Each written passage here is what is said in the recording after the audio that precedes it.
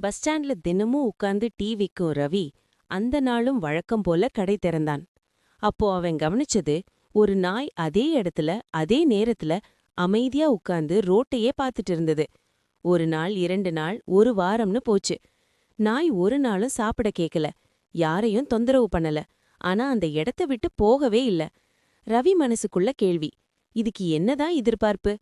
ஒரு நாள் ரவி தைரியமா அந்த நாய்க்கு பக்கத்துல உட்கார்ந்தான்.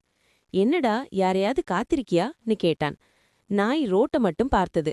அப்போ அந்த இடத்துல ஒரு முதியவர் நின்னு சொன்னார், இந்த நாயோட எஜமான் ஒரு ஆக்சிடென்ட்ல இதே இடத்துல உயிரை விட்டார். அந்த நாள் முதல் இந்த நாய் தினமும் அவனை காத்துக்கிட்டே இருக்கு. அந்த வார்த்தை கேட்டதும் ரவி மௌனமா போயிட்டான்.